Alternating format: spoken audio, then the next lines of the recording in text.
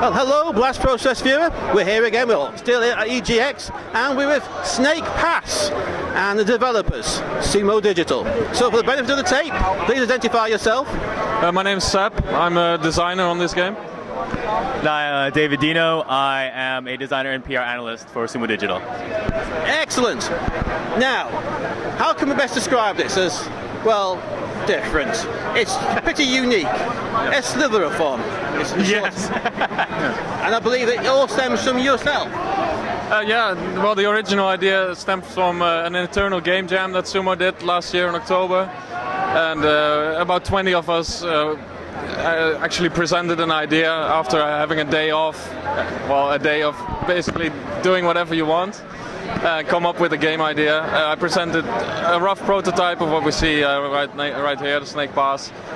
A rough prototype called Snake Simulator. I showed this to the judges, and they actually really liked it. They initially gave me a small team and a short amount of time to try to improve it. And when we presented the results after that, they were just kind of blown away. Gave me more people, more time. And which led to an awesome little demo that we showed at EGX Rest earlier this year in April. And we got an overwhelming positive response from the entire public. Everybody who played it basically loved it, which gave us an enormous boost to try to get even more out of it. So we spent the last couple of months working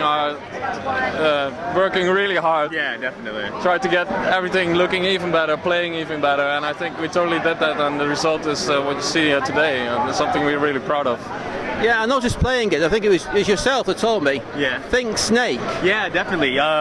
Just the way the controls are set up, they're meant to be really intuitive, easy to control, or easy to learn, hard to master. But the best advice that we can give people who do end up playing Snake Pass is to really think like a snake, because that's how you get around Snake Pass, really. Yeah. You're looping around stuff, you're coiling around different things. Just...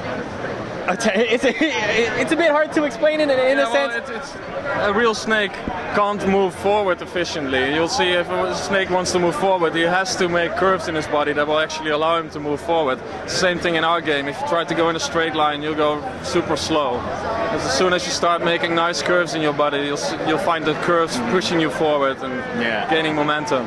Same thing goes for climbing things. A snake can't just go straight up a tree. If a snake wants to climb a tree, he has to wrap around it, make sure that he grips around things. Yeah. Same thing in this game, you can't just go straight up, you have to think like a snake, wrap your body around things and use the full force of his muscles to get up. Yeah.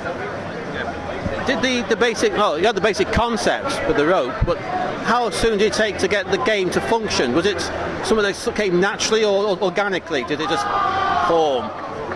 Well, it was actually sort of created by accident. I was trying to learn the ins and outs of this awesome engine, Unreal Engine. I was trying to make a rope that would react to the player walking into it. I forgot to attach the rope to the ceiling, and it fell down in a very interesting, satisfying way, and I thought that there's something there.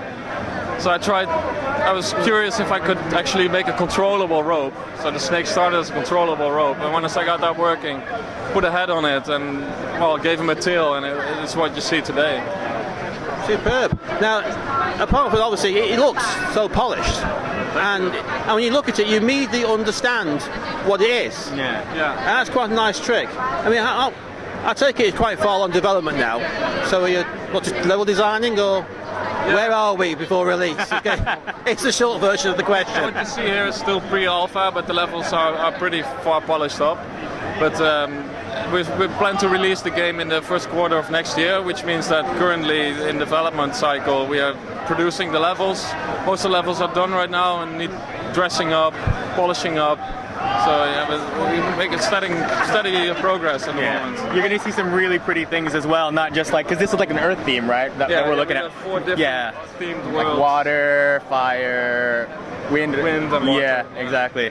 So really cool environmental hazards and whatnot. You're going to see a lot more moving parts as well. You can actually see it in one of the YouTube videos that we have for the game too. So it'll just be kind of like, if you thought that was crazy, it's nothing really in the grand scheme of things. Excellent. So what you're saying is he needs to work faster. We all need to, really. But I'm glad you like it, really. You seemed like you were having a great time there, just climbing and sliding all over the place. Yeah. And you mind what you're doing. It's lovely. It's delightful, and it's a game you can play at your own pace. Yeah. So you just look at it and you understand it. It's just a nice, refreshing change. It's quite good. Regular Blast Process viewers will know we have a question. There's no escaping the question. It's a question to end all questions. Are you ready for the question? I guess, yeah. Okay. Right. Super Nintendo or Mega Drive? Oh no.